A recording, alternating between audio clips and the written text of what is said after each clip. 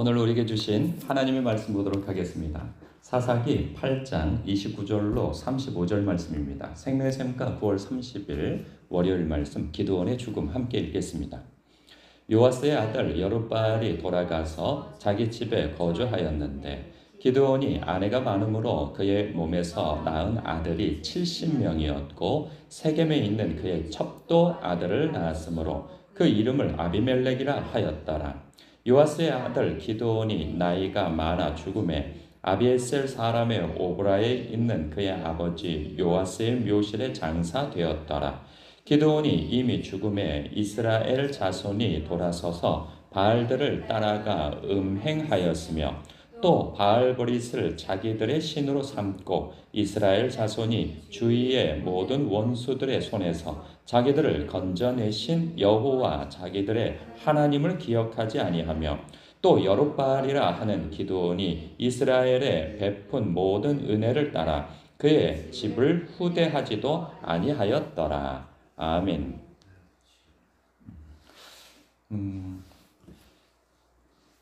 얼마 전에 제 아내가 대화 속에서 당신의 롤 모델이 누구냐 이렇게 물어본 일이 있었어요. 그래서 그대로 잠깐 생각을 했는데 나의 롤 모델은 누굴까? 딱히 이렇게 롤 모델이 될 어떤 대상을 생각하지 못하고 있었는데 그럼에도 불구하고 제가 뭐 예수님은 당연히 우리가 따라야 할 분인데 성경 인물 가운데에서 내가 나름 롤 모델로 삼고 있는 그 분이 있는데 다 훌륭하신 분들이죠. 그런데 그 가운데에서 저는 세례 요한과 이 바울을 굉장히 좀 눈여겨본 바가 있습니다. 어떤 부분이냐면 그분들이 행하신 일에 대해서는 뭐 가히 따라갈 수는 없는 거죠. 그런데 주님 앞에서 그리고 사람들 앞에서 그가 취한 태도입니다. 태도. 그 태도가 뭐냐면 세례 요한 같은 경우에는 자신이 얼마든지 가만히 있어도 높아질 수 있는 그런 상황에 있었음에도 불구하고 나는 쇠하여야겠고 그는 즉 예수 그리스도는 높아져야 될 것이다. 흥하여져야 될 것이다. 라고 하는 그런 고백과 함께 그는 그 말 그대로 그는 쇠하여지고 주님만 높아지는 데에서 자기의 사명과 역할을 다 감당하는 것을 보게 되어져요. 뿐만 아니라 바울도 그렇습니다. 바울이 행한 일을 어찌 제가 다 따라가겠습니까? 그런데 그가 이 빌립보서에서 자기가 감옥에 갇혀 있을 때 어떤 사람들은 선한 마음으로 어떤 사람은 이 구부러진 마음으로 복음을 전할 때 그는 전혀 그 일에 대해서 마음 상해하지 아니하고 높아지는 이는 그리스도이니 나는 기쁘다라고 이야기를 해요. 그러니까 자신의 마음을 상처 입히려고 오히려 열심을 내는 사람들의 모습을 보면서도 그것에 마음을 상해하지 아니하고 오직 그리스도만 높아지는 것, 그리스도만 전파되어지는 것에 나의 기쁨이 있다라고 하는 그 태도, 마음가짐, 이것을 내가 평생 따라가야 할 마음이요 태도라는 생각에서 그 두 분이 저에게 있어서는 제 목회에 있어서는 굉장히 인상적인 분들입니다. 오늘 말씀을 보면 기드온의 죽음에 대한 이야기가 나오는데 그가 죽기 전에 그는 한 나라를 살려낸 영웅으로 이스라엘 백성들에게 비춰지는 사람이죠. 그래서 이 큰 전투가 끝나고 난 이후에 승전된 이후에 백성들이 하나님을 바라보기보다는 자신들을 이끌어 승리케 한 이 기드온을 바라보면서 당신과 당신의 집안이 우리를 다스려 주십시오. 그러니까 한마디로 우리의 왕이 되어달라고 하는 요구를 하게 되어지죠. 그때 그는 굉장히 겸손한 말을 하죠. 나도 내 자식들도 이 나라를 다스리지 않을 것이다. 그러면서 한 말이 오직 여호와께서만이 너희를 다스릴 것이다. 이런 얘기를 해요. 그 고백 굉장한 고백이죠. 그런데 그 다음에 취하는 행동이 무엇이냐? 에봇을 만들어요. 그들에게 금을 요구하고 그것으로 에봇을 만든단 말이죠. 제사장이 입는 옷이면서 에봇은 그 제사장이 입는 옷입니다. 옷의 일부이면서 그리고 하나님의 뜻을 알기 위해서 우림과 둠밀을 가지고 꺼내서 주님의 뜻을 알 수 있는 그 옷이란 말이죠.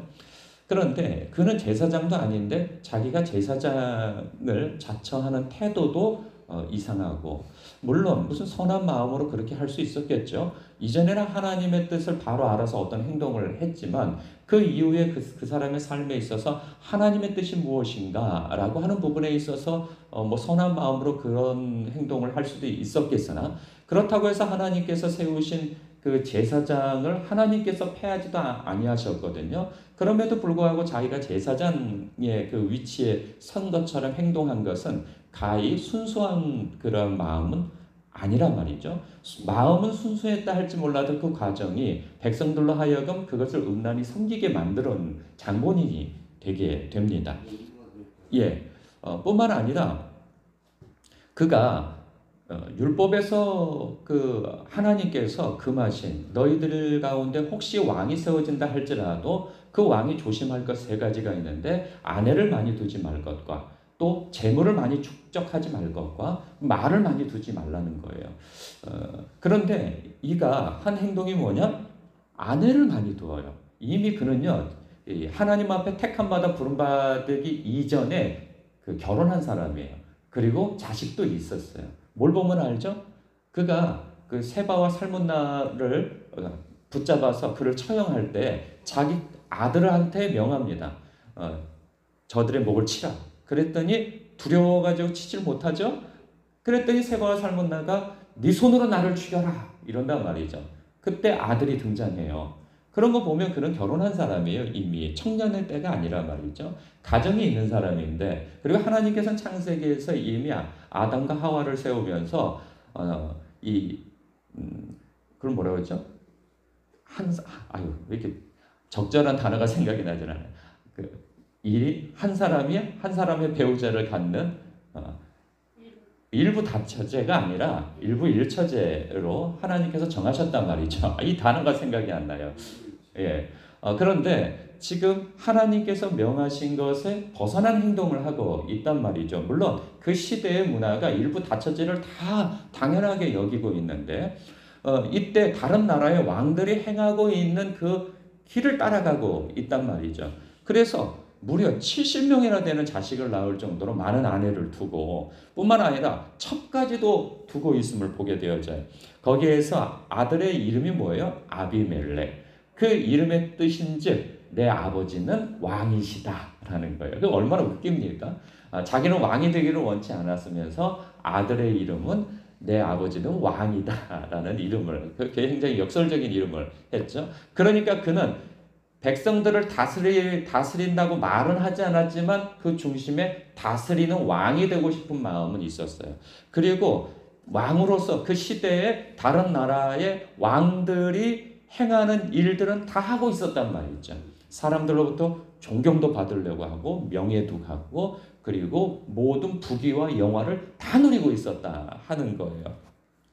그런데 놀라운 것은 뭐냐면, 어찌 보면 잘한 것 같지만은 어찌 보면 대단한 실책을 하고 있었던 게 뭐냐? 그가 결국은 죽잖아요. 그래서 33절에 보니까 이스라엘 자손이 돌아서서, 그가 죽자마자 돌아서서 바알들을 따라가 음행하였으며 또 바알브릿을 자기들의 신으로 삼았다는 거예요. 그리고 여호와 자기들의 하나님을 기억하지 않았다는 거예요.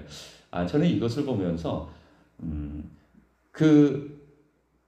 기드온을 두려워하죠. 백성들이 두려워하기 때문에 감히 우상을 섬길 그러한 선택은 하지 않았던 거예요. 그가 살아있는 동안에. 왜? 두려우니까.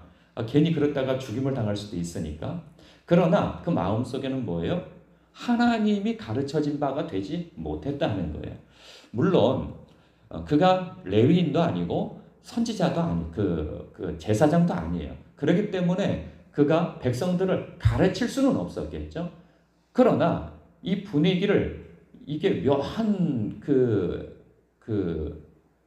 이 말씀 묘한 내용인데, 그가 죽음에 이스라엘 자손이 돌아섰다. 그리고 하나님을 다시 기억하지 않았다. 그의 삶 속에 하나님께 영광을 돌릴 만한 어떠한 모습의 삶도 없었다는 거예요. 두려움만 있었다는 거죠. 그를 통해서 하나님의 성품을 발견하지도 못했을 뿐만 아니라 하나님 하나님을 바라보게 할 만한 선한 통로도 되지 못했다는 거예요. 그냥 단지 그를 두려워한 것뿐이었던 것이죠.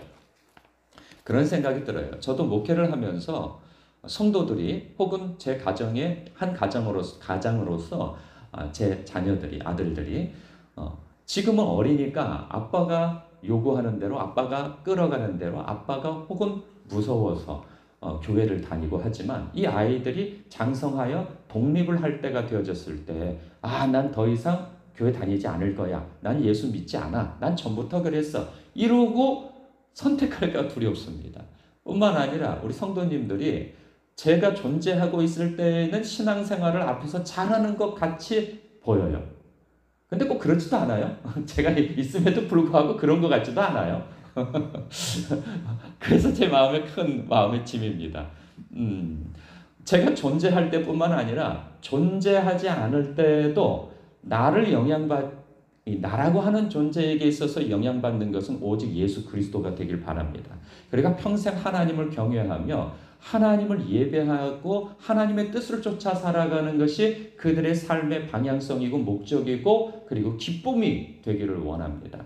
이것이 저의 목회의 방향성이요, 제가 해야 할 사명이라 생각되어지는데, 성도님들도 마찬가지죠. 목사인 제가 존재할 때 혹여라도 제가 롤모델이 되거나 혹은 제가 존재하기 때문에 제 앞에서만 눈치 보느라 그 신앙생활을 잘하는 듯이 보일 그러한 것으로 멈춰 있을 것이 아니고, 저를 넘어서서 제 위에 계신 우리 주 예수 그리스도가 여러분의 주님 되시며, 그리고 하나님을 경외하는 것이 평생의 삶의 기쁨이 되어지고 목적이 되어지는, 그래서 하나님의 목적이요 나의 삶이 수단이 되어지는 하나님의 통로가 되어지는, 하나님 나라의 확장이 되어지는데 통로가 되어지는 그러한 삶의 태도와 선택이 있는 그런 평생의 삶이 되기를 주님의 이름으로 축원하는 바입니다. 여러분, 오늘 말씀에 있어서 내가 정말 목사님이 없어도 주님 앞에서, 목사인 제가 아니라 누가 보지 않는 그곳에서 나는 주님 앞에 어떤 사람인가, 어떤 신앙인가를 돌아볼 수 있는 그러한 사람이 되고, 여러분 주변에 여러분을 혹은 롤모델이나 여러분을 지켜보는 사람들도 있을 것입니다. 그러한 사람들이 여러분의 발자취를 따라서 나중에 여러분의 존재가 없어진다 할지라도 이사를 가든 소천을 하든 어떤 일이 있든 그때 이분이 이렇게 신앙생활을 했지 하는 것으로 따를 만한 그런 영적 발자취를 남겨두는 사람이 될 것인가, 그렇지 않을 것인가. 그리고 또 하나, 영으로 시작하였다가 기드온이 영으로 시작하였어요. 그러나 육신으로 맞춰지는 그러한 삶을 살 것이냐, 영으로 시작하였다가 영으로 맞춰지는 사람이 될 것이냐 하는 것은 여러분의 신앙적 선택에 달려있다 하는 것입니다. 그것이 여러분들에게 잘 묵상되어져서 오늘도 이 진리와 이 생명의 길로만 발걸음하기를 다짐하는 여러분 되시길 주님의 이름으로 축복합니다. 기도하겠습니다.